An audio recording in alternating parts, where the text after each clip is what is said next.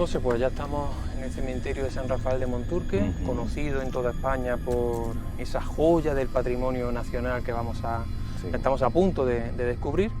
Y hemos venido a hacer este vídeo que este año, por las circunstancias especiales que estamos viviendo, vamos a hacerlo de esta forma a distancia, pero bueno, yo realmente siento que la gente está ahí detrás, que nos está viendo, y aunque este año no podamos estar tan cerca como lo hemos hecho en ediciones anteriores, me gustaría saber y me gustaría recordar al público un poquito de esa magia, ¿no?, que hemos vivido en años anteriores en este lugar. Claro. A mí ya me conocen, yo soy José Manuel Morales, de Rutas Misteriosas, y este año he venido con un auténtico experto en necroturismo, una persona que se ha recorrido cementerios de medio mundo buscando esos hechos insólitos, esas situaciones un poquito diferentes que testigos de todo el mundo han vivido, y que va a compartir con nosotros parte de esas experiencias que él ha ido recogiendo a base de eso, de entrevistar muchos testigos. Claro. José Manuel Frías. Pues sí, es un placer estar aquí contigo. Yo llevo pues cerca de 25 años dedicado al mundo del misterio. Empecé además en este mundillo sobre todo en el ámbito de lo paranormal, las casas encantadas, los cementerios encantados también, con lo cual yo creo que va a ser una oportunidad única de poder compartir con nuestros amigos pues historias de misterios en una fecha tan señalada, muy cercana, ya queda poquito, ¿no?, para Halloween, donde parece que todo se magnifica, ¿no? Las historias de misterio cobran otra dimensión, y hacerlo además desde un cementerio tan especial como es San Rafael aquí en Monturque, yo creo que nos va a permitir meternos de lleno en las historias que vamos a contar y en la piel de los protagonistas, o sea, el atrezo perfecto desde luego para lo que pretendemos hacer esta noche, ¿no?, que va a ser compartir sobre todo historias relacionadas con la vida después de la muerte y con el contacto entre vivos y difuntos, que no es cualquier cosa. Bueno, pues yo estoy ya deseando entrar contigo, pues sí. Así que no vamos a perder ni un segundo. Muy bien, estupendo.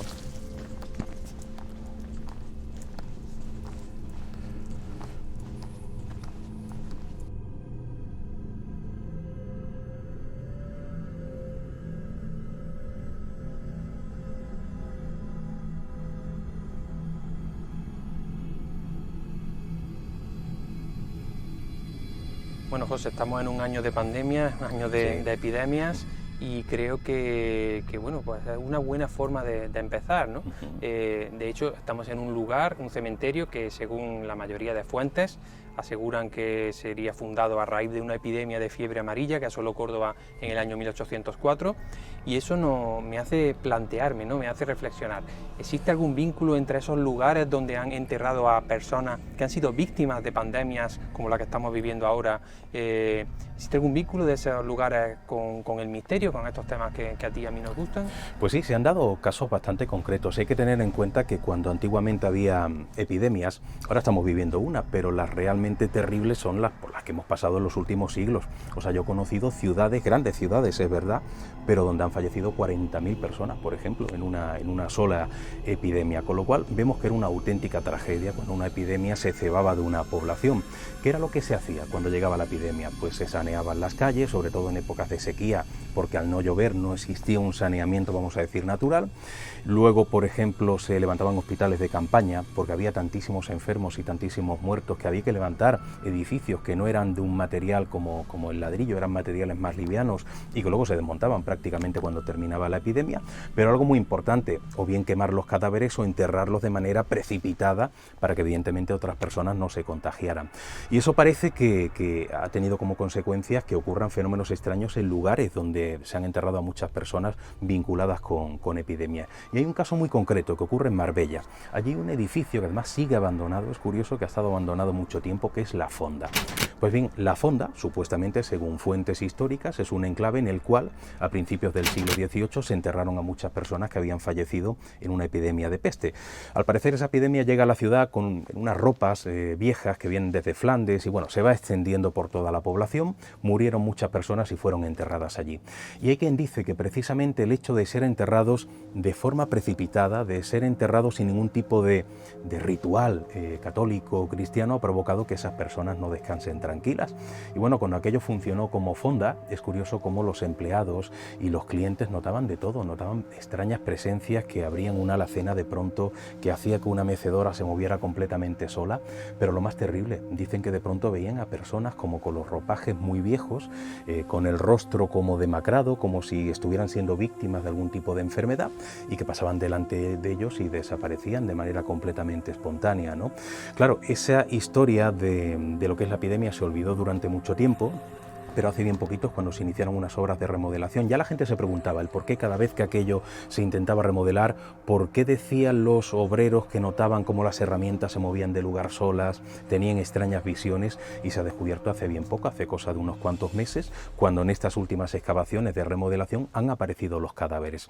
Se pensó al principio que podían ser cadáveres relacionados con una iglesia que estaba al ladito, una especie de cripta, pero claro, al ver que estaban enterrados, como te decía, de manera precipitada, sin ningún tipo de elemento ritual católico, ya se vinculó con esa epidemia, con lo cual parece claro, según muchos investigadores de lo paranormal y gente que ha podido vivir experiencias extrañas allí, que el hecho de haber sido enterrados de esa manera ha provocado que no descansen tranquilos, y sigue estando la presencia en aquel lugar, con lo cual ojo a los enclaves, a los recintos donde han sido enterradas personas que han fallecido en epidemias, sobre todo en el pasado, porque podrían ser lugares, escenarios de fenómenos bastante siniestros, bastante tenebrosos. Bueno, la verdad que buena forma de empezar. Sí. Vamos por aquí, te voy a enseñar un sitio. Estupendo.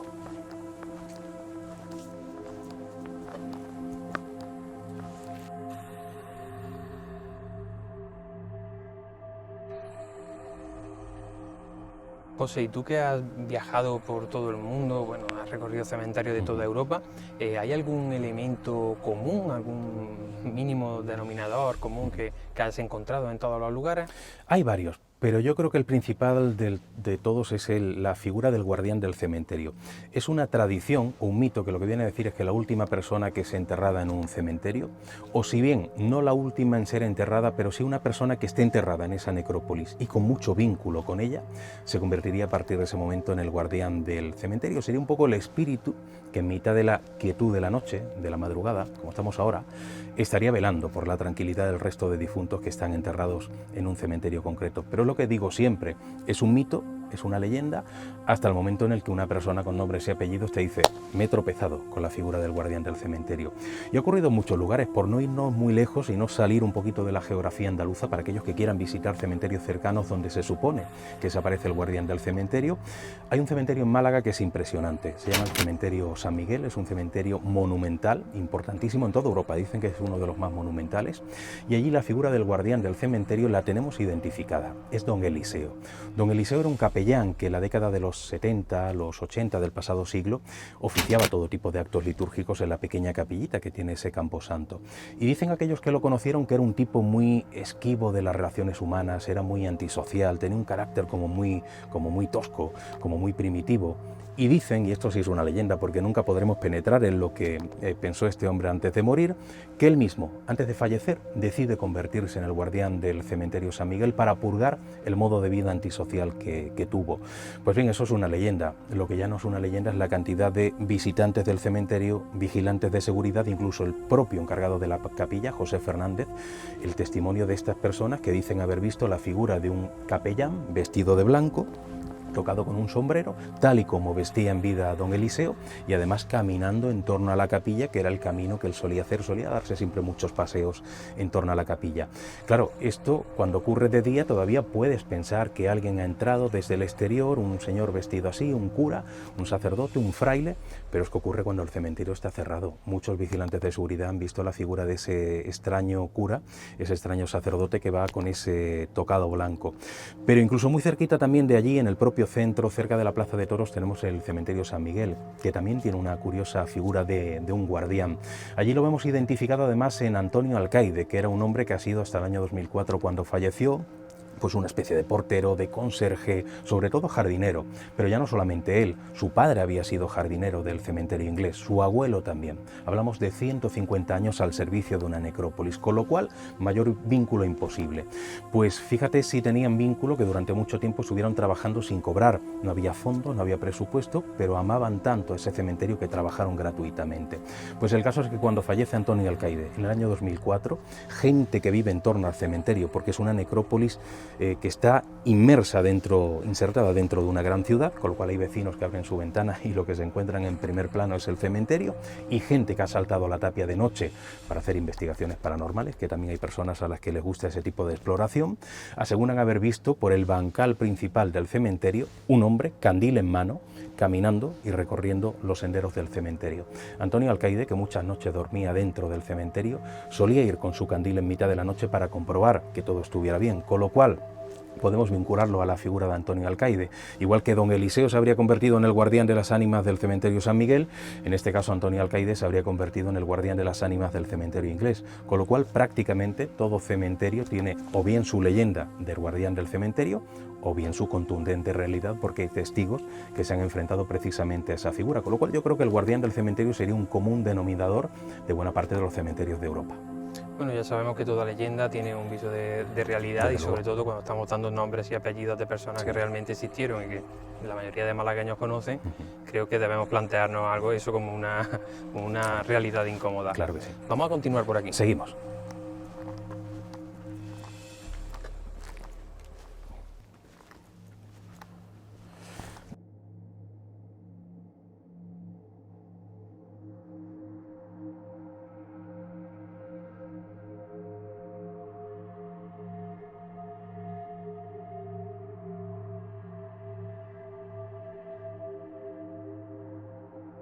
Mira, José, hay una lápida que a mí me gusta especialmente, ¿no? Esa belleza, esa figura del ángel, y de hecho me da pie a preguntarte por qué prácticamente en todos los cementerios del mundo se repite continuamente esa figura del ángel, por qué en los camposantos es un icono tan repetido. Bueno, es un elemento curioso porque al igual que tenemos otro, y el más habitual es la cruz, ¿no? Ahí tienes un alado, es una especie casi de elemento de protección para los que son cristianos, ¿no? Son católicos. Pero el ángel, que aquí lo vemos en una lápida, pero tú sabes que en muchos cementerios está la figura entera del ángel, tamaño natural. De hecho, recuerdo haber estado contigo en el cementerio inglés y es una de las figuras más icónicas. La más importante prácticamente, la más fotografiada también y visitada. Allí aparece señalando hacia arriba el ángel, pero en otros cementerios aparece la figura del ángel inclinada hacia la tierra con su brazo extendido, y dicen los que entienden de simbología que es una especie de lanzadera al más allá, si me permites la expresión. O sea, sería esa figura que te saca de la tierra y te lanza al más allá, te lanza al mundo de los muertos o lo que haya al otro lado de la muerte. Y claro, eso ha dado también lugar muchas figuras de ángeles a tradiciones muy curiosas y a casos reales muy curiosos. Y mencionabas antes el caso de la tumba de Annie en el cementerio inglés de Málaga, con esa figura del ángel tan grande, y aquello tiene su historia. O sea, esa figura se ha convertido en el elemento no solamente más fotografiado y más visitado, sino más devocionado, como si fuera un elemento litúrgico de una iglesia. ¿Por qué? Aquí nos encontramos con que el protagonista principal es Antonio Alcaide, ya te lo mencionaba hace un momentito, el supuesto guardián del cementerio inglés, que había sido además el jardinero durante mucho tiempo. Él antes de morir me contó una historia bien curiosa, fue en el año 2001. Él me dijo que en una ocasión, cuando cerró el cementerio por la tarde, que él era el encargado, más o menos el protocolo que tenía antes de cerrar, obviamente, era darse una vuelta, ver que no hubiera absolutamente nadie y luego cerrar el portón. Pues ese día lo hace tranquilamente y cuando ha terminado se va para un pequeño invernadero en el que él cultivaba plantas y las vendía a los visitantes. Pues bien, está allí trabajando y de pronto levanta la vista y por un pequeño ventanuco ve que hay una persona delante de la figura de ese ángel. Ese ángel, que además es la tumba de Annie, es una mujer que falleció porque en el momento de dar a luz, algo parecido a lo que ha ocurrido en muchas otras historias de cementerios, al dar a luz fallece tanto Annie como el niño que iba a venir al mundo y es enterrada allí supuestamente, ahora veremos la versión alternativa, enterrada allí por su padre. Y bueno, él ve por ese pequeño ventanuco que delante de la figura del ángel de Annie hay un señor mayor que está rezando. Lo que piensa Antonio Alcaide es que seguramente pues este hombre se ha quedado en el cementerio fuera de la hora de cierre, cuando él hizo la ronda seguramente se le había despistado y lo único que hace es coger el manojo de llaves y se va para hablar con este señor y decirle que sin prisas, cuando él se quiera marchar, le abre la puerta. Pero empiezan a entablar conversación y de pronto este señor, este desconocido, le dice: mire usted, yo soy Ruperto Hitton, yo soy el padre de Annie. y yo a mi hija no la enterré en el subsuelo, la embalsamé dentro de la figura del ángel, para potenciar todavía más su paso al más allá. Bueno, Antonio se quedó a cuadros, yo no sé tú, pero yo nunca he escuchado la historia de una persona embalsamada en el ángel que adorna su propia tumba. O sea que ese hombre lo que decía es que ella estaba dentro de la figura de piedra. Su hija estaba dentro de la figura de piedra. Y bueno, Antonio se quedó tan descuadrado que cuando quiso volver un poco en sí, este señor ya iba caminando en dirección a la salida, con lo cual se va detrás de con la llave, sabe que el portón está cerrado. Bueno, cuando baja la cuesta, llega al portón y el hombre ha desaparecido por completo. Un señor mayor, o sea que saltar aquella valla sería difícil para ti y para mí, imagínate para un hombre anciano. Y cuando regresa a la tumba de Annie, se da cuenta de algo que él ya sabía, porque estamos hablando de un hombre que se conocía el cementerio como nadie. Pero tú sabes que cuando visitamos mucho tiempo un sitio determinado, nos habituamos tanto que ya no nos fijamos en los detalles. Se da cuenta de que Annie había fallecido en el año 1911, o sea, su padre tendría que llevar muerto décadas. Y de hecho, allí está la tumba de Ruperto Hitton, que falleció en el año, creo recordar, 1962, y se aparece en 2000-2001 a Antonio Alcaide, con lo cual Antonio se dio cuenta de que había tenido contacto con un difunto y que por lo tanto quizá la información que le había dado era cierta y quizá dentro de esa figura de mármol está el cadáver de aquella joven. Bueno, cuando yo empecé a divulgar aquella historia en uno de mis libros y en algunos reportajes, la gente empieza a visitar al ángel y no sé en qué momento empieza a surgir como una especie de devoción popular que venía a decir que si le pides algo a la figura del ángel, el ángel te lo concede. Y bueno, se ha convertido últimamente, como te digo, en una figura devocionada, pero casi más que el Cristo de una iglesia o la Virgen de una iglesia o el santo de una iglesia, con lo cual hay veces que esas figuras de ángeles, que son esa lanzadera al más allá, se convierten también en figuras muy representativas dentro de un cementerio, ya entrando de lleno en el mundo del misterio. Esa simbología del ángel apuntando al cielo me recuerda también a la simbología de los cipreses, ¿no?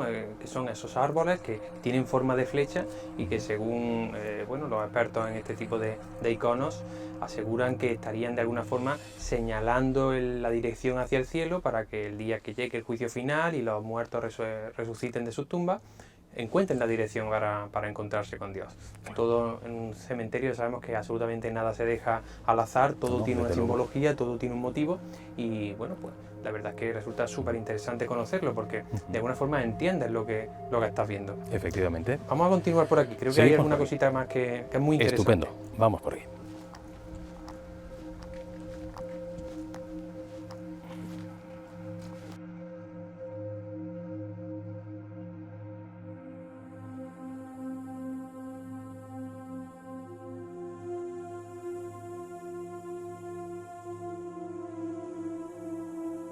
José, cada vez que llego a este pequeño rincón del cementerio de San Rafael de Monturque, a mí realmente se me pone un poco el vello de punta porque estamos en una zona que impresiona mucho, es la zona de los niños. Y realmente, bueno, es un pequeño rincón que prácticamente que todos los cementerios lo tienen. Todos lo tienen. Y además lo que ocurre además con los niños en el mundo del misterio es que como a todos yo creo que nos cuesta asimilar eso de la muerte a deshora, es algo que es bastante doloroso, incluso aunque no tengas que ver con ese niño. Tú paseas por un lugar, en un cementerio donde hay niños enterrados y como que te cuesta trabajo el entender por qué tuvieron que morir tan jóvenes, ¿no? Pero es que ya de lleno en el mundo del misterio, yo que tengo compañeros que han grabado, por ejemplo, miles de psicofonía dentro del ámbito de la transcomunicación instrumental, todos me dicen que es cuando escuchan una psicofonía donde aparece la voz de un niño, o incluso gente que ha tenido visiones extrañas y ha visto la figura de un niño, el pellizco en el estómago no se lo quita a nadie, ¿no? Es como si nos costara asimilarlo y dentro del mundo del misterio también nos chocara el tropezarnos con un niño. Pero es algo que viene desde época de los romanos, ellos ya tenían un temor terrible a aquellos muertos fuera de hora, aquellos que morían cuando no era todavía su momento. Y ya que estamos hablando de niños, sé que es algo un poquito fuerte, pero sé que en el cementerio de San Miguel tú has investigado historias relacionadas con infantes, ¿no? Sí, de hecho es un cementerio donde existe yo creo que la mayor fauna paranormal, si me permites también la expresión, de toda España, ¿no? Y el caso más interesante de todos, que además es la figura casi corporativa de ese cementerio, es el niño Antoñito. Es una historia que empieza en 1985 cuando el encargado de la capilla, José Fernández, estaba durmiendo en su celda, adjunta a la propia capillita, o sea, él dormía dentro del cementerio, y una madrugada del mes de agosto, año 85, repito, estaba tumbado en su cama y de pronto escucha una voz de un niño llamando a su madre. Lo despierta del sueño, ese mamá, mamá. Él pensaba al principio que podía ser un gato, pero para comprobarlo, pues tú sabes que un gato maulla de noche, parece que es un niño llamando a la madre. Se pone el hábito, sale de la capilla, sigue escuchando la voz, que además procede del interior del cementerio, no es del exterior, la va siguiendo y de pronto escucha que procede de detrás de un nicho que no tiene lápida, algo parecido a esto que estamos viendo aquí.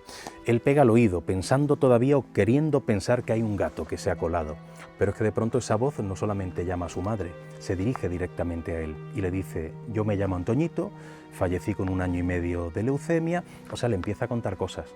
Y claro, este hombre completamente alucinado, José Fernández ahí pegado, pensando que estaba teniendo una mala pesadilla, bueno, hasta el punto de que se va corriendo para la cama y dice: bueno, mañana Dios dirá. Pero cuando se levanta por la mañana, dice: yo quiero comprobar quién hay en ese nicho para salir de dudas. Además era un nicho que estaba en una zona de adultos, era imposible que hubiera un niño. Se va para el libro de registros, aquello era muy fácil de averiguar, busca ese número de nicho concreto y se lleva la sorpresa de que por un problema administrativo, por una cuestión de espacio, por lo que sea, había un niño ahí enterrado y se llamaba Antoñito y había fallecido con 1 año y medio de leucemia, aparecía en el informe, con lo cual ella entendió que no había tenido una pesadilla, había tenido un contacto con un niño fallecido. Bueno, el caso se hizo tan conocido con el paso del tiempo que mucha gente empieza a visitar esta tumba y llegó un momento en el cual el niño le dice a Antoñito una noche, porque Antoñito iba mucho, este hombre iba mucho a la tumba de Antoñito, José Fernández, para hablar con él. Llega un momento en el que se habitúa al fenómeno y no se asusta y le dice el niño: quiero que le digas a la gente que viene a verme que me traigan botellas de agua, cartones de leche y caramelos. Él lo manifiesta, de hecho salió en varios medios de comunicación contando la historia, la gente empieza a llevar esos elementos a la tumba del niño Antoñito y bueno, las botellas de agua, al ratito de ponerlas ahí encima del soporte, iban por la mitad del contenido, se había evaporado, yo qué sé, había desaparecido la mitad del agua. Con los cartones de leche no se podía ver, pero los agitabas y te dabas cuenta de que se había disminuido el líquido de una forma considerable. Pero con los caramelos era incluso más siniestro. Ponías el caramelo, al ratito lo abrías y te encontrabas con marcas como de dientes pequeñitos, muescas, como si un niño hubiera mordido el caramelo. Y bueno, todo esto sin contarte la de cantidad de vigilantes de seguridad que, haciendo rondas nocturnas por el sitio donde estaba enterrado Antoñito, pues de pronto veían una figura de un niño que ellos me decían que la veían de cintura para arriba. Curiosamente no se le veían las piernas, no se le veían los pies, que es algo sintomático en el mundo del misterio. Yo no sé por qué ocurre, pero muchos testigos que han visto a familiares difuntos me aseguran que no pueden verle los pies o las piernas. Y ese niño parece estar correteando por delante de la tumba del niño Antoñito, con lo cual vemos que allí la figura más importante en ese cementerio tan llamativo con tantas historias es la figura de un niño, con lo cual ojo con los enclaves donde están enterrados los niños, que a veces uno se lleva esas sorpresas de que hay un niño en particular que se manifiesta desde el otro lado de la muerte. Y hablando de niños y ya aprovechando que estamos en un cementerio singular, hablando de cementerios extraños, yo creo que tú has visto uno en Sayalonga, un pequeño pueblo, ¿no? Exactamente, de la Sierra de Málaga, que es increíble, ¿no? Bueno, es increíble porque es el único cementerio octogonal, dicen que por lo menos de Europa, yo no sé si en otro lugar del mundo hay un cementerio octogonal, pero es muy llamativo. Dicen además que lo hicieron de forma circular para que los muertos se vieran entre sí y no se sintieran solos, ¿no? Pero hay una historia muy curiosa que nos hace viajar a la década de los 40 del pasado siglo, cuando llega a Sayalonga una familia de gitanos, una familia itinerante que iban vendiendo artesanía, con lo cual se quedaban en un pueblecito un par de semanas, 3, vendían y luego se marchaban a otro pueblo. Pero estando allí en Sayalonga, resulta que el niño de ese matrimonio de gitanos un día estaba paseando cerca de las puertas del cementerio y aparece un carruaje. El carretero no ve al niño, el niño no ve la carreta y lo atropella. Muere de manera muy agónica junto a las tapias del cementerio. Bueno, los padres deciden, como eran itinerantes, eran un poco nómadas, deciden enterrarlo en ese cementerio y se marcharon. Venían a visitarlo de vez en cuando. Pero lo curioso es cómo, con el paso del tiempo, más allá de un detalle que puede tener explicación o no, que es que en la tumba de ese niño siempre aparecían pues flores y velas por la mañana, a pesar de que no estaban la noche antes, que eran cuando cerraban la puerta. Bueno, podemos pensar que alguien ha saltado la valla y todos los días ponían allí una vela. No sé con qué motivo, pero vamos a imaginarnos que es así. Pero es que los vecinos que viven en torno a ese cementerio, que es un cementerio también rodeado de viviendas, pues resulta que aseguran haber visto muchas veces de noche, de madrugada, una figura como luminosa y pequeñita que de pronto sortea la tapia del cementerio justo en la zona donde está enterrado ese niño gitano, cae a la carretera, que además es el lugar donde este niño murió atropellado, hace siempre el mismo recorrido, no se le ve forma, forma ni se le ve rostro, es simplemente una figura de este tamaño más o menos, y luego regresa de nuevo sorteando la tapia y desapareciendo por el otro lado, se supone que en esa misma tumba.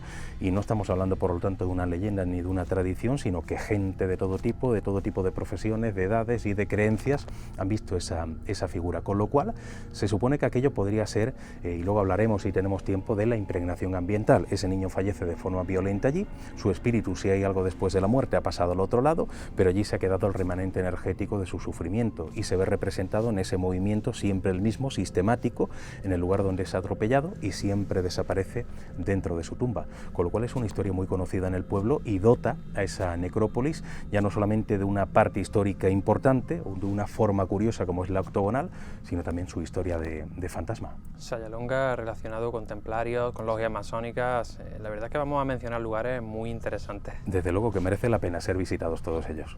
Bueno, pues vamos a continuar por aquí. Seguimos el recorrido.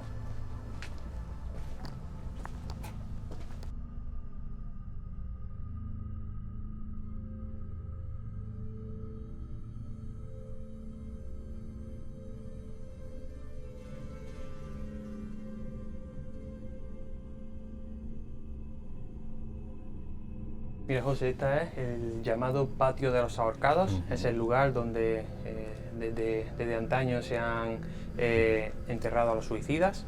Y ya sabemos, bueno, que este lugar ya no forma parte del Camposanto. Zona no sagrada. Nunca, o hasta hace pocos años, no ha reconocido a estos fallecidos como para enterrarlos en lugar sagrado. Y esto da pie también a numerosas leyendas, numerosas historias también realmente curiosas, ¿no? Claro, ya no solamente sitios donde hay enterrados suicidas, que luego hablamos si te parece bien, pero es que incluso lugares donde ha habido alto índice de suicidio. Tú sabes que siempre en diferentes lugares del mundo hay personas que a la hora de suicidarse han buscado un punto concreto, sin saber que había sido elegido por otros. Es como que te atrae, no sé por qué. Pues tenemos algunos sitios que se han convertido en escenario de fenómenos un poquito tenebrosos y que tienen relación con ese alto índice de suicidios. Por ejemplo, tenemos un enclave en Benalmádena que se llama Lomagorda, que hasta la década de los 40 o 50 del pasado siglo era el lugar escogido por toda la gente de la Costa del Sol cuando alguien se quería suicidar. Se ahorcaban de los árboles del entorno. Pues el primer campesino que se da cuenta de que algo raro está pasando es un campesino que pasa por ese entorno, ve a lo lejos a un señor en una postura como muy laxa, los brazos caídos, el rostro muy pálido, y que le hizo la señal de que se acercara.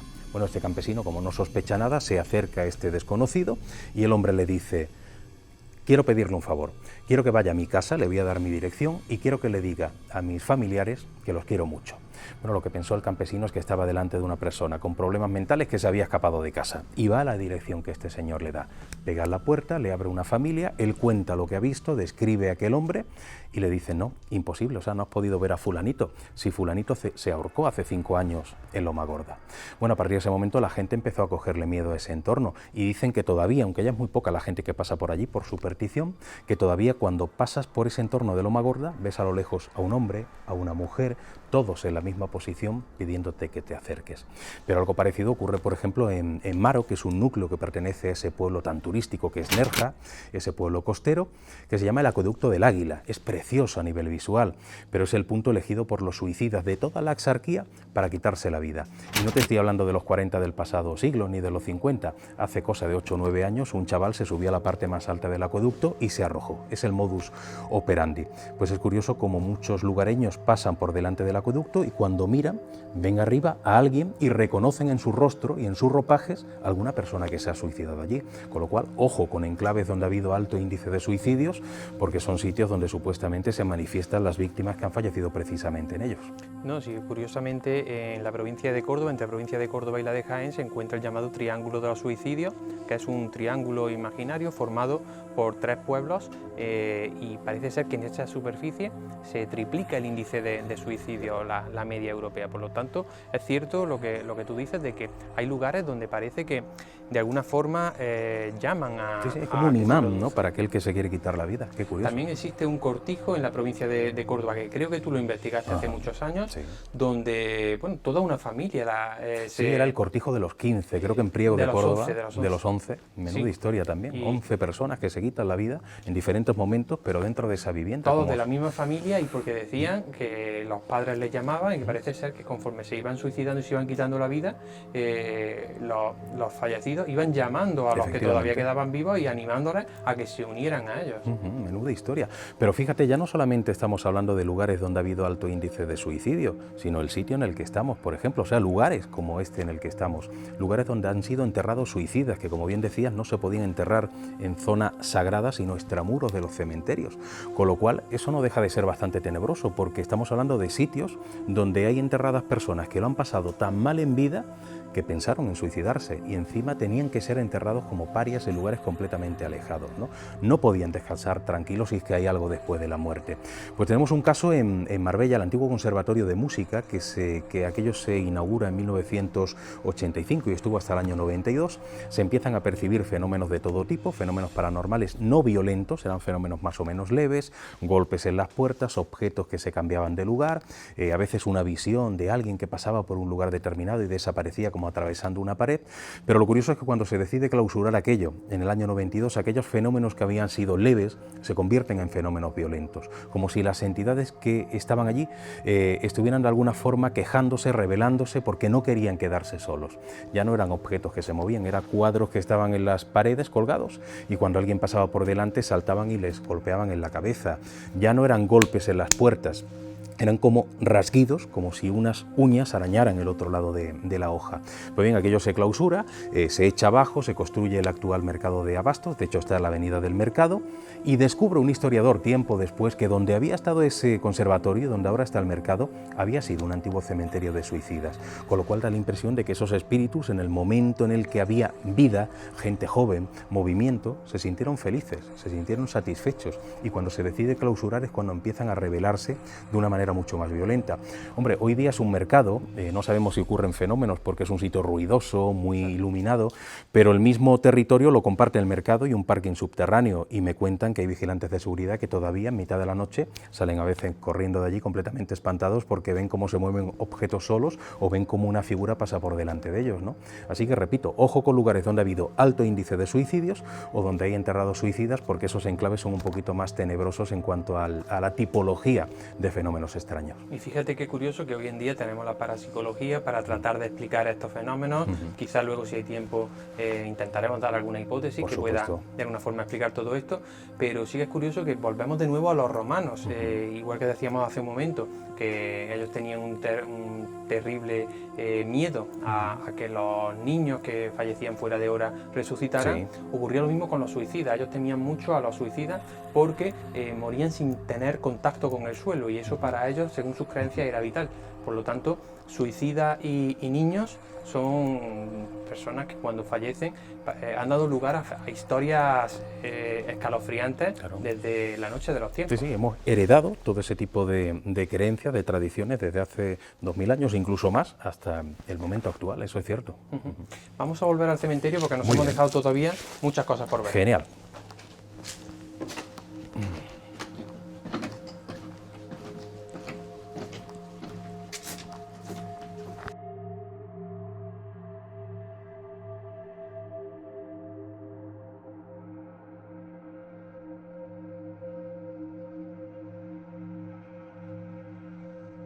Bueno, José, ya que estamos hablando de personas que han fallecido a raíz de una pandemia, hemos hablado de personas que han fallecido en situaciones un poco trágicas o incluso violentas, tenemos aquí un cartel que está colocado en homenaje a todos los monturqueños que perdieron la vida con motivo de la guerra civil. Y bueno, esto me hace plantearme también si aquellas personas que pudieron fallecer en medio de un conflicto bélico, si de alguna forma también atraen este tipo de fenómenos. Pues fíjate que hay un caso muy singular que me lo tropecé de casualidad, como suelen suceder siempre las grandes cosas, visitando Lima, en Perú. Yo he estado allí como 11 o 12 veces, es una ciudad que me encanta. O sea, he investigado sobre todo la Lima urbana, la parte más céntrica, de casas encantadas, de cementerios con historias curiosas.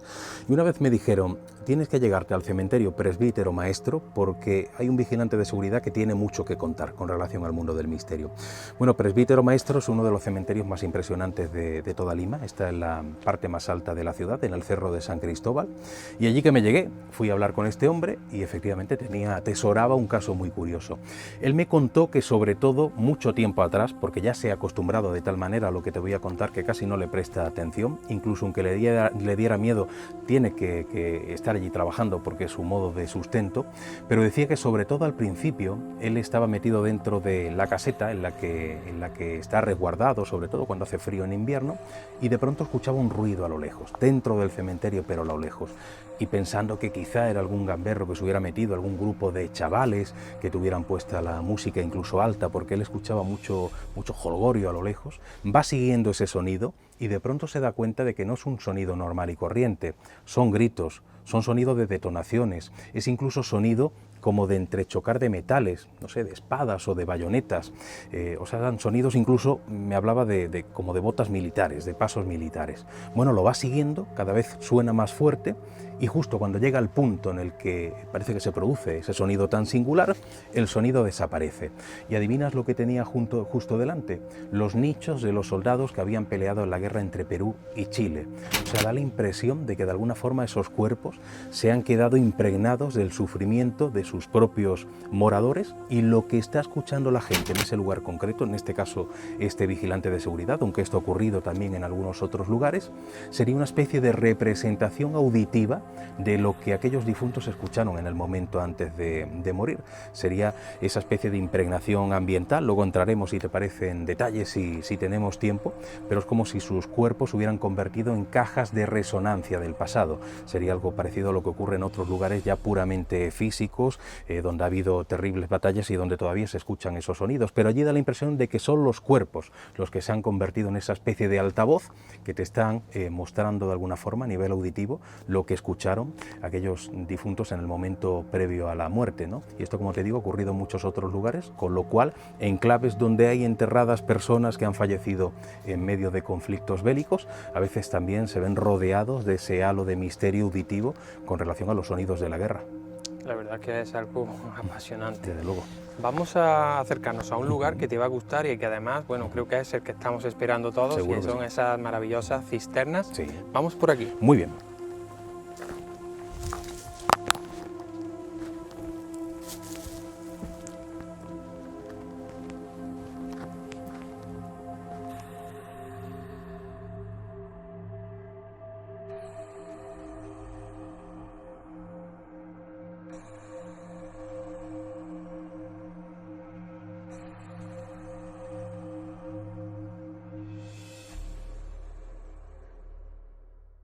Bueno, pues estamos a punto de acceder a esas maravillosas cisternas que tan famoso hacen el cementerio de Monturque en toda Europa, y un lugar que precisamente, ya que hemos empezado hablando de pandemias y de epidemias, que precisamente se comienza a excavar y se descubren gracias o por culpa de una epidemia de cólera que azotaba Córdoba en 1885, y a raíz de eso, bueno, pues ya se descubre todo esto, que aunque no se pone en valor hasta hace relativamente poco tiempo, eso da pie a que se descubra pues esa joya que estaba aquí, que había permanecido oculta prácticamente 2000 años.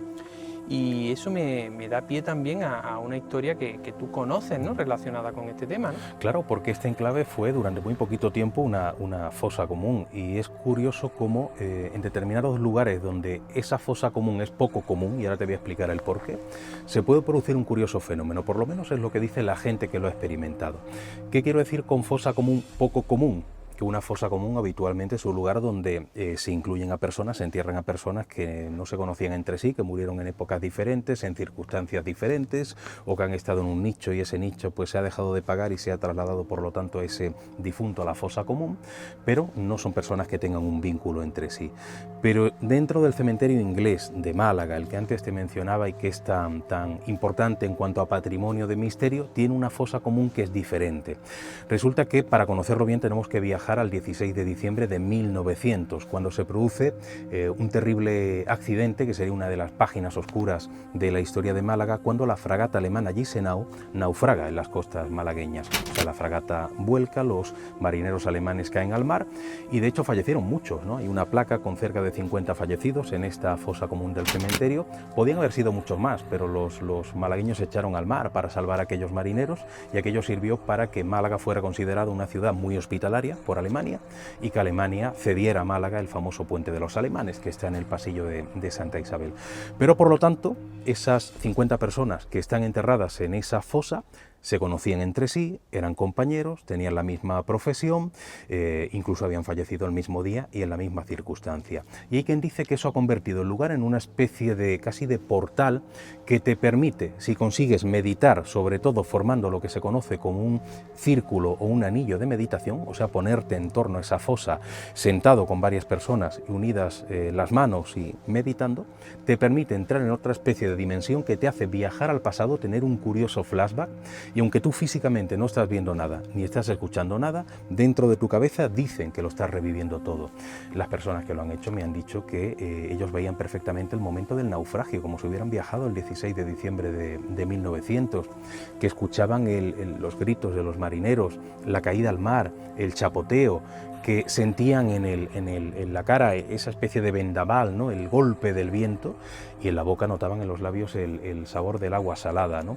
Yo no sé si es cierto o no, pero yo en ese cementerio he visto en varias ocasiones a personas haciendo esa especie de círculo en torno a esa fosa común, y ellos me aseguran que es así, que precisamente por ser una fosa tan especial te permite tener ese vínculo con el pasado. Así que hay fosas comunes que obtienen una particularidad bastante diferente, bastante especial, y que se han convertido en elementos utilizados por la gente pues para esa especie de extraña meditación que te hace viajar al pasado.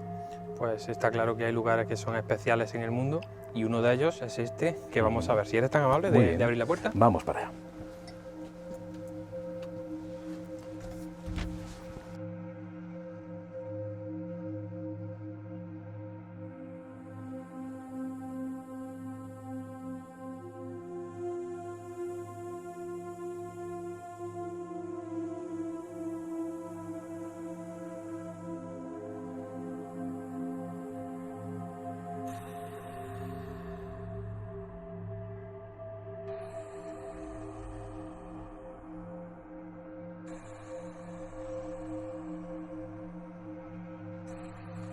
Bueno, José, aquí toca hablar de cementerios españoles. ¿Conoces alguna historia relacionada con la figura de un curandero, que es algo que aquí en la provincia de Córdoba siempre han tenido mucha relevancia? Pues sí, la verdad es que curanderos importantes ha habido muchos en Andalucía, y además tenemos que tener en cuenta que si son de verdad, porque sabemos que hay mucho fraude en este mundillo, los que son de verdad se les supone un poder especial. Y claro, no sabemos si al otro lado de la muerte las personas que se marchan conservan en cierto modo las facultades que tenían en vida. Cabe esa posibilidad. Y hay un caso que a mí me llama mucho la atención. Ocurre en un cementerio que se encuentra en el pueblo de Alcalá del Valle. Está en la frontera entre Málaga y Cádiz, pero ya dentro de la serranía de Ronda gaditana. Y ahí tenemos la figura de un curandero que ya falleció hace cerca de 40 años y era muy querido en el pueblo. Era un personaje que además no cobraba por el trabajo que hacía. Al parecer, todo tipo de dolencias era capaz de curarlas por medio de lo que se conoce como ese don de la curación por imposición de manos. Y bueno, cuando fallece lo entierran en el cementerio. Y ocurrió un hecho curioso. Resulta que al cabo de un tiempo, un árbol muy grande que había plantado cerca de su tumba, donde había además 3 tumbas más, empieza a crecer de una manera desaforada. Se le supone que no hay ningún tipo de fenómeno extraño detrás, simplemente que las raíces crecieron, y tú sabes que cuando una raíz le da por crecer, destroza absolutamente todo, incluso el cemento. Pues esa zona donde estaban esas 4 tumbas, incluidas las de este curandero, empiezan a elevarse. Con lo cual el ayuntamiento decide en un momento determinado proceder a la exhumación de esos 4 cuerpos, cortar las raíces y volver a inhumarlos para que aquello se quede un poquito más plano. Pues bueno, llegan los obreros allí con la maquinaria, con la excavadora, y justo cuando iban a meter la maquinaria allí, pues sacan el primer cuerpo y no hay problema, sacan el segundo cuerpo y tampoco, el tercero igualmente, todo de maravilla, y cuando van a sacar el cuerpo de este curandero resulta que la excavadora se para. Bueno, pensaban al principio que era simplemente casualidad, vuelven a arrancarla, vuelven vuelven a intentarlo y fue imposible, pero imposible hasta el punto de que al final los obreros empezaron a tener miedo por aquella situación, entendían que había algún tipo de superstición extraña o sencillamente que este curandero no quería ver la luz y bueno, al final lo dejaron así. Y es un cementerio que si tú lo visitas te vas a dar cuenta que al recorrerlo es un cementerio muy plano y que la única tumba que está ligeramente levantada es precisamente la tumba de este curandero. Y no solamente eso, al ser un cementerio plano y tener una valla muy baja, tú pasas por delante incluso aunque esté cerrado y lo estás viendo prácticamente todo. Y dice la gente del pueblo que en mitad de la noche, en ocasiones, cuando miran a la zona donde está la tumba de este curandero, ven como pequeñas esferitas que surgen de la tierra, que empiezan a danzar encima de la tumba y que luego desaparecen. Con lo cual es un sitio que también contiene bastante magia dentro de Alcalá del Valle. Bueno, pues la verdad es que me has dejado un poquito el cuerpo un poco frío y bueno, ya que a ti y a mí nos gusta mucho el tema de la lectura, seguro que conoces alguna historia curiosa, ¿no?, que pueda interesar sobre alguna escritora o algún escritor famoso. Sí, de hecho yo siempre he sido en el mundo del misterio una persona a la que le gusta investigar sobre temas que más o menos son parecidos. O sea, he hecho reportajes sobre misterios en hospitales, por ejemplo, ¿no?, apariciones en hospitales, historias de escritores que también han obrado prodigios más allá de la muerte o que se han manifestado de alguna forma. Yo creo que el caso que más me interesa ocurre en el cementerio San Miguel, en Málaga capital, del que ya hemos hablado varias veces en este recorrido, y allí tenemos a Jane Bowles. Es una figura muy importante dentro del ámbito de las letras. Ella nació en Nueva York, además era una escritora que fue muy polémica en su momento porque casi todas sus obras tenían personajes que eran o bien homosexuales o bien lesbianas y claro, en una época como aquella tan cerrada, hablamos de hace varias décadas, tuvo mucha gente que se le puso en contra. Pero luego también tenía un núcleo de seguidores que la admiraban sobre todo por ser una mujer, una escritora que escribía de aquello que le gustaba, o sea, tenía esa valentía. Pues el caso es que ella conoce Málaga en un momento determinado, en un viaje que hizo, una especie de escala para luego viajar a Marruecos y se quedó completamente enamorada de la capital. Decide quedarse a vivir allí y bueno, cuando termina falleciendo, además muy mayor, en un geriátrico por un derrame cerebral, es enterrada en el cementerio San Miguel. Y a partir de ahí se empiezan a dar cuenta de un curioso fenómeno y sobre todo los que lo perciben son vigilantes de seguridad. Resulta que de vez en cuando veían una señora que se acercaba a la tumba de Jane Bowles y se quedaba como a rezar de manera muy intensa. Eso no es raro en un cementerio, yo he visto prácticamente de todo. He visto gente llorando, pataleando, gente tirada en el suelo, porque cuando te falta un familiar cercano, a veces ese histrionismo no lo puedes evitar. Pero claro, aquello empieza a cambiar cuando esa señora empieza a aparecerse más allá de las 6 de la tarde, el horario de cierre del cementerio. Claro, la primera vez el vigilante veía a la señora allí y lo que pensaba en ese momento es que seguramente a la mujer se le habría echado la hora encima, no se había dado cuenta del cierre y por lo tanto seguía allí, con lo cual se le acercaba con las llaves para decirle a la mujer que podía abrirle en cualquier momento. Pero esa mujer siempre era como muy esquiva, el vigilante se acercaba, ella se levantaba, doblaba una esquina y cuando el vigilante se asomaba allí no había absolutamente nadie. Eso empieza a ocurrir de manera muy frecuente, con lo cual empiezan a cogerle miedo, pero fíjate, en una ocasión hay un vigilante que consigue acercarse lo suficiente como para verle bien el rostro. Pues en ese momento se da cuenta de una cosa absolutamente asombrosa. Es el mismo rostro, el de esa señora, del rostro de la mujer que estaba adornando precisamente esa tumba. Era el rostro de Jane Bowles. Con lo cual imagínate qué idea tan romántica, una mujer que regresa de la muerte para visitar su propia tumba. Y desde ese momento se la ha visto en varias ocasiones por allí. De hecho, creo que es el 4 de mayo cuando se produce la efeméride de su muerte y se hace una especie de homenaje en torno a su tumba. No va mucha gente, quizás son 14 o 15 personas que son admiradores sobre todo de su trabajo y siempre, todos los años, aseguran que alguien de entre las personas que están allí, entre el público, ven a Jane Bowles aparecerse por detrás de una lápida, de un seto, de un árbol, dentro de un panteón. Es cuestión de décimas de segundo, de pronto desaparece de manera completamente espontánea, ¿no? Con lo cual para mí es una de las historias de escritoras, yo creo que más importantes en cuanto al ámbito del misterio de todas las que he investigado en España. Totalmente de acuerdo. Venga, vamos a seguir. Seguimos.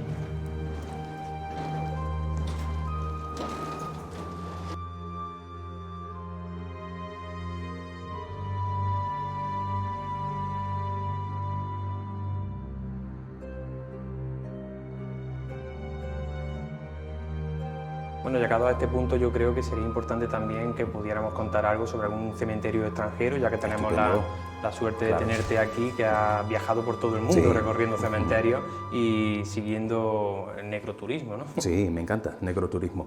Pues fíjate, hay una historia que me gusta muchísimo porque tiene que ver con los vampiros, ¿no? Es una creencia que evidentemente los vampiros no existen, es una creación del cine de terror, de Bram Stoker, pero sí es cierto que la gente ha creído mucho en vampiros. De hecho, cabe la posibilidad de que en el ámbito de la criptozoología, esa pseudociencia que estudia lo que serían los animales imposibles no catalogados por la zoología oficial, pueda estudiar animales que serían muy parecidos a la idea que tenemos en la mente de un vampiro. Pero como tal, sabemos que no existen. Pueden existir, por ejemplo, los vampiros psíquicos, esa gente que se te acerca y, bueno, de pronto notas cómo te baja la energía por completo. Yo creo que en ese caso sí es cierto.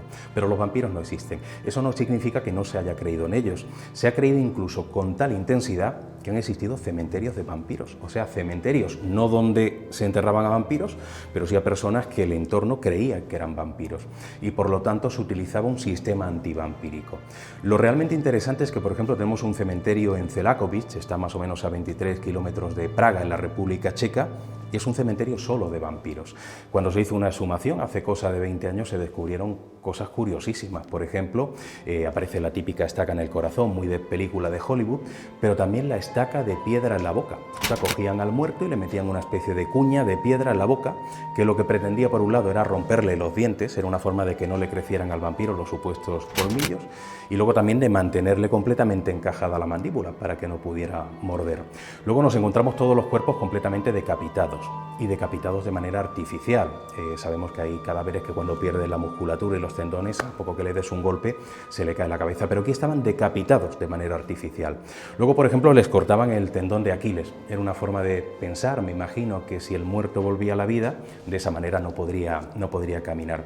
Y muchos sistemas que yo creo que son muy pueriles, muy infantiles. Por ejemplo, cogían al muerto, lo metían en el ataúd y en la zona de las piernas le ponían muchas piedras. Era una forma de que el muerto no se pudiera mover. Incluso todavía más pueril, cogían el cadáver, lo enterraban directamente en la tierra sin el uso de ataúd, pero lo ponían al revés. Era una manera de pensar que el muerto era tonto, se iba a pensar que excavando iba a salir de allí, pero iba a excavar para el lado contrario, ¿no? Llegando prácticamente al centro de la tierra, ¿no? Con lo cual ahí estamos viendo que son sistemas bastante curiosos. Y de todos, el que más me parece interesante, igual te va a parecer una tontería, pero resulta que se han encontrado en todas las tumbas por encima rastros de granos de adormidera. Sabes que la adormidera es una planta que en cantidades grandes o normales te produce la muerte, lo que sería la parálisis del corazón y de los pulmones, pero en cantidades ínfimas sí produce el sopor, con lo cual era una manera simbólica de enterrar al cadáver de ese supuesto vampiro, rociar con granos de adormidera y provocar de alguna forma ese sopor eterno del muerto, para que nunca pudiera salir. Con lo cual es uno de los cementerios de vampiros más importantes del mundo y lo tenemos ahí en la República Checa. Recuerdo que una historia que me llamó muchísimo la atención de tu aventura por Sudamérica te ocurrió en Cuba, ¿verdad? Sí, bueno, allí tenemos un cementerio que es impresionante, el cementerio de Colón. Es un cementerio además tan grande que para llegar a determinadas zonas tienes que coger el coche, es una especie de pequeña ciudad o pequeña gran ciudad, ciudad de los muertos por lo menos, ¿no? Pues allí, digamos que la tumba más visitada, más fotografiada y más devocionada, con esto quiero decir que se ha convertido en un elemento de devoción popular, casi un elemento litúrgico como el de una iglesia, es la tumba de Amelia Goiri, la Milagrosa. Amelia era una mujer que a principios del siglo XX va a enamorarse de su primo, inician una relación, bueno, te puedes imaginar, en esa sociedad tan cerrada, sociedad internacional, no me refiero solamente a Cuba, hubiera ocurrido en España y lo mismo. Pensaban que eso era algo completamente antinatural, pero ellos siguieron adelante con el rechazo de los cubanos, de sus amigos, los propios padres de Amelia Goiri la rechazaron por completo, la repudiaron, pero ellos se casaron. Y bueno, parece que fue un matrimonio bastante feliz, pero Amelia se queda embarazada y el día del parto sufre una subida muy grande de tensión. Tú sabes que en un embarazo, en un parto, una subida de tensión es una cosa peligrosísima. A veces incluso te adelantan el parto precisamente para que no haya una repercusión negativa en el feto o incluso en la madre, pero Amelia tuvo la mala suerte de que falleció, tanto ella como la criatura que iba a traer al mundo, esa niña, ese recién nacido. Y bueno, su marido, que había sido su primo y que ahora era su marido, decide enterrarla, obviamente en el cementerio de Colón, pero decide hacerlo de una manera bastante simbólica. Él ordena a los operarios que a Amelia la entierren en el ataúd boca arriba, como suele ser normal, pero a la criatura, al bebé, lo entierra entre las piernas de la madre, en una especie de símbolo del alumbramiento. Bueno, proceden a la inhumación. Va pasando el tiempo y más o menos 3 años después fallece el padre de Amelia. Y el marido recordó que ella siempre le había dicho: aunque mi padre me ha repudiado, yo lo quiero mucho y el día que él muera, yo quiero ser enterrada con él. Ella pensaba que su padre iba a morir, por supuesto, antes que ella. Con lo cual el marido de Amelia, siguiendo un poco sus últimas voluntades, coge las cenizas del padre de Amelia y las incluye dentro del ataúd.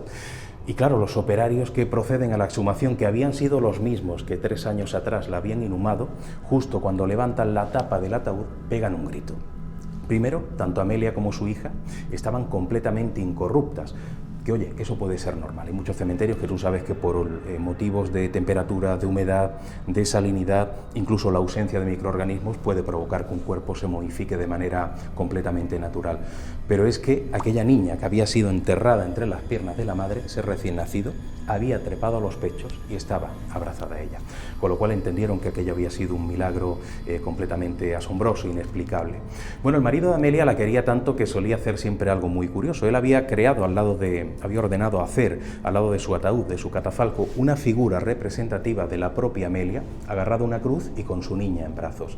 Y él solía visitarla todas las tardes y hablaba con ella como si estuviera viva. A mí me han dicho que a veces se tiraba 2 horas hablando a esa figura de mármol. Pues bueno, él lo que solía hacer era hablar con ella y luego, antes de marcharse, de las 2 argollas que tiene el catafalco, cogía la izquierda y daba 3 golpes. Él decía que la argolla izquierda era la argolla del corazón y los 3 golpes es una especie de contacto con el más allá. Es una historia que es muy habitual en muchos otros cementerios. Y luego se marchaba caminando hacia atrás, mirando a Amelia, porque decía que a una dama nunca se le da la espalda. Pues el caso es que cuando fallece el marido de Amelia, que además sus cenizas son también enterradas junto a la propia Amelia, la gente ha seguido haciendo ese recorrido, ha seguido esa tradición. De hecho, cuando yo he estado allí varias veces en el cementerio de Colón, me ha costado hacer una fotografía sin que hubiera gente delante. Pero claro, la gente ahora no va a hablar con Amelia por gusto, van a pedirle favores. Y el sistema siempre es el mismo. Te pones delante de la figura de Amelia Goiri, le pides lo que sea, puede ser un asunto laboral, económico, de salud, incluso sentimental. Das los 3 golpes con la argolla de la izquierda y luego te marchas caminando hacia atrás. Bueno, dicen que aquello que le pides se suele cumplir. Yo siempre digo que eso es algo completamente subjetivo, pero que de un cementerio tan grande, la figura más visitada y más devocionada sea la de Amelia Goiri, conocida como la Milagrosa, yo creo que es motivo suficiente para que entendamos que algo raro está pasando en esa zona concreta de ese cementerio maravilloso de Colón, en Cuba. Desde luego muy normal no es. Bueno, pues vamos a continuar por aquí. Seguimos, estupendo.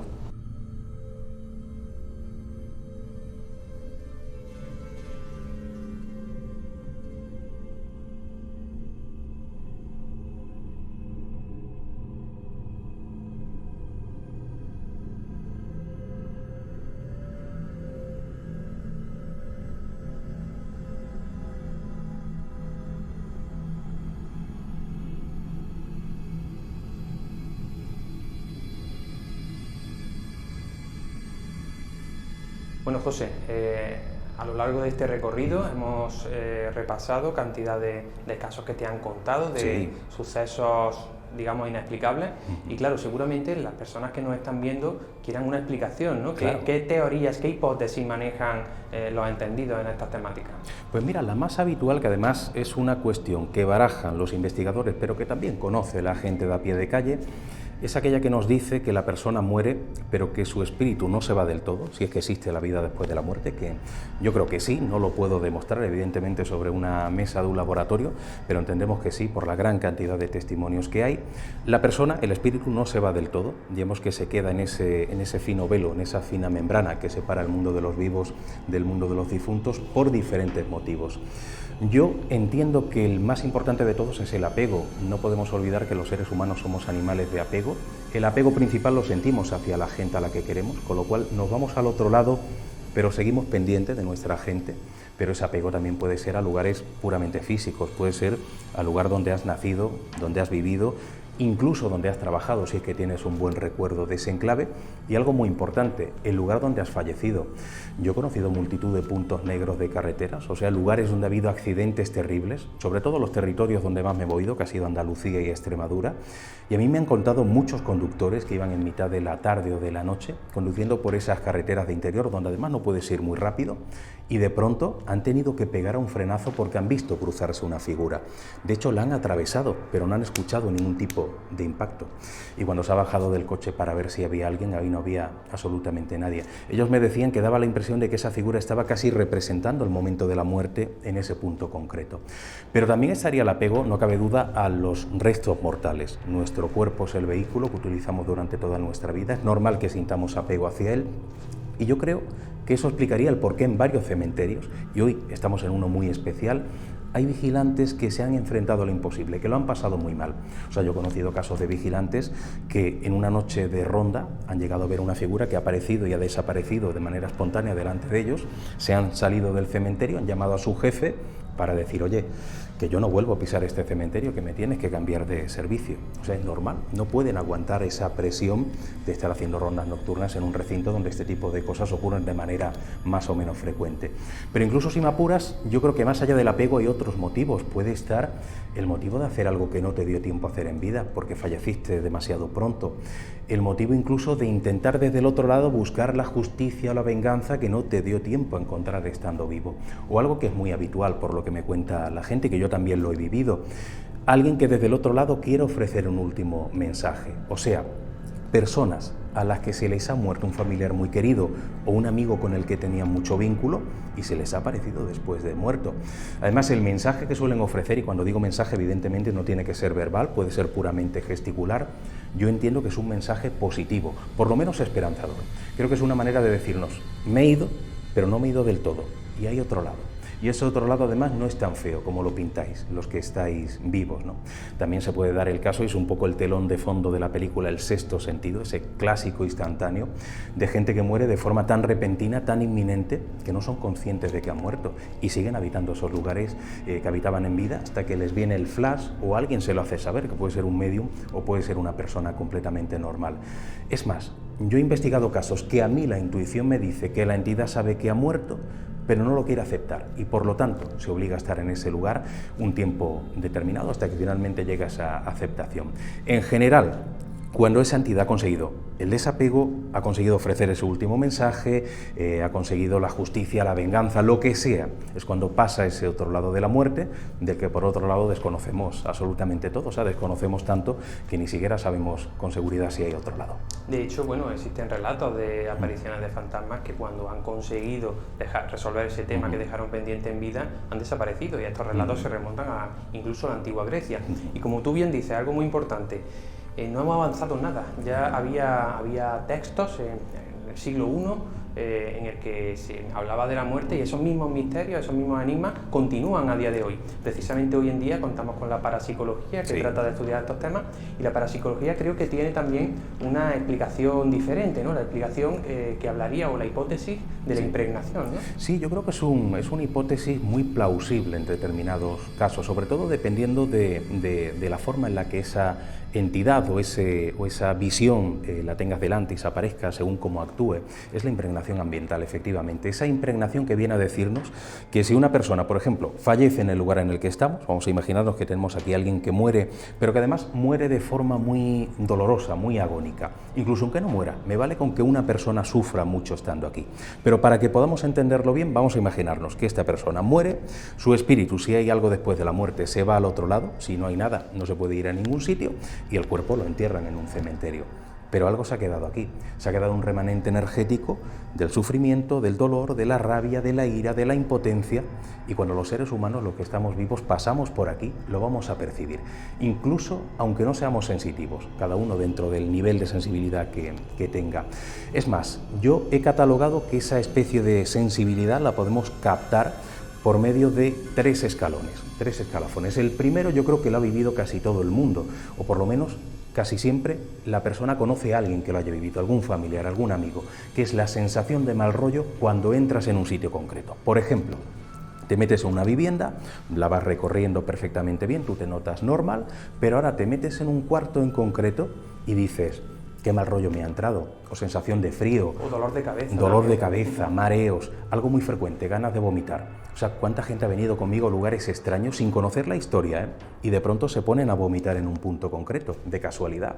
Claro, de casualidad hasta que te enteras que en ese punto, en esa habitación, en ese rincón, ha habido una muerte violenta, un asesinato, un suicidio, o sencillamente la ha habitado una persona que ha sufrido durante mucho tiempo en ese punto. Digamos que nosotros estamos percibiendo ese remanente energético y lo estamos transmutando en una sensación de malestar. Pero luego tendríamos el siguiente escalón, que es a nivel auditivo, o sea, no cuando vemos cosas raras, sino cuando escuchamos cosas raras, como ocurre, por ponerte un ejemplo, yo creo que arquetípico, en Belchite, ¿no?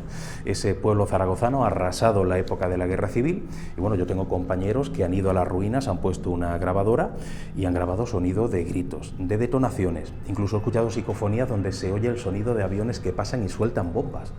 O sea, se oye perfectamente el silbido de la bomba al caer y el estallido. Pero ojo, que ahí en teoría no estamos escuchando las voces de los muertos en la guerra civil. Estaríamos escuchando el remanente energético del sufrimiento de la gente que lo ha pasado muy mal durante la contienda. O sea, Belchite se habría convertido en una caja de resonancia del pasado. Pero luego estaría el último nivel, que es a nivel visual, lo más habitual, ver una figura que pasa por delante nuestra, y digo habitual porque el testigo suele pensar que es un espíritu, y no lo es. El espíritu, si existe, está en otro sitio, está al otro lado de la muerte. Lo que tenemos ahí delante es simplemente una especie de carcasa, una especie de remanente energético, que además no te va a mirar nunca, no va a interaccionar contigo, es simplemente una especie de eco visual del pasado. El movimiento que suele hacer, y eso me lo cuentan mucho los testigos, es siempre el mismo, o sea, no puede ser errático porque no tiene inteligencia, no tiene autonomía, y sobre todo, lo más importante, siempre, siempre, siempre se va a aparecer en el lugar donde esa persona ha fallecido. Con lo cual, dependiendo un poco de la visión que tú tengas, del sonido que escuches o la sensación, podría ser que alguien desde el otro lado se está intentando comunicar contigo, con lo cual sería una entidad inteligente, o simplemente sería la impregnación ambiental, que es una especie de bucle de vieja película, ya sea visual o auditiva, que se repite una y otra vez. Esas son las dos tesis un poco más manejables dentro del mundo del misterio para explicar lo que tanta gente ha vivido. Y de alguna forma yo creo que sería incluso complementaria, porque hay veces en las que una hipótesis pues, parece explicar mejor el caso y en otras pues sería la otra. Es una pena, José, se nos está acabando el tiempo. Pues sí, pero la experiencia ha sido increíble, desde luego. Nos pasaríamos aquí ahora hablando, sí. Pero bueno, vamos a salir ya de las cisternas. Estupendo. Y vamos a acercarnos ya a uno de los últimos puntos. Estupendo, vamos para allá.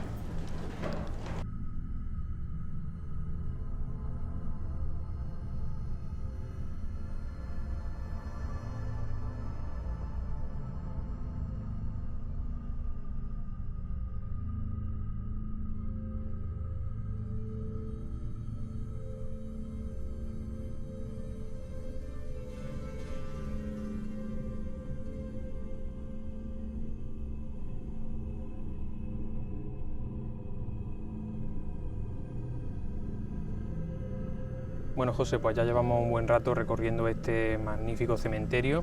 ¿Qué te ha parecido? Pues la experiencia ha sido magnífica, yo creo que necesaria, porque fíjate, yo creo que vivimos en una sociedad que le tiene demasiado miedo a la muerte, ¿no? Vivimos siempre con el temor a algo que además es inevitable, por lo tanto tendríamos que familiarizarnos más con la muerte.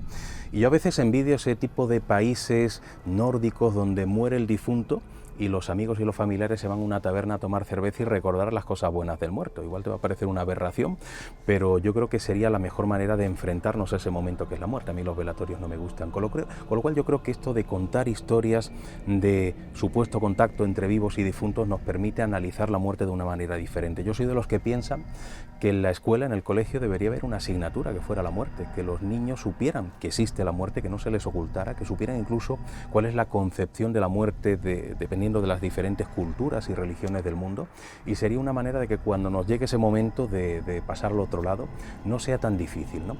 A fin de cuentas yo entiendo que es como coger un ascensor aquí y se abre la puerta en otro sitio. A lo que tenemos que temer es a la enfermedad, al dolor de la enfermedad, pero no a la muerte, porque si no hay nada al otro lado no tenemos de qué preocuparnos, y si hay algo yo creo que no va a ser mucho peor que lo que tenemos aquí, con lo cual yo creo que el creer en la vida después de la muerte nos convierte incluso en mejores personas, porque cuando sabemos que hay algo más allá de la vida, yo creo que entendemos que cuenta lo que hagamos aquí, por lo tanto intentamos pasar por la vida pues intentando fastidiar a la menor cantidad de gente posible. Así que yo creo que ha sido una experiencia interesante por conocer historias curiosas de diferentes cementerios del mundo, pero también para ir habituándonos a eso que es la muerte desde un prisma completamente diferente y entiendo que mucho más sano.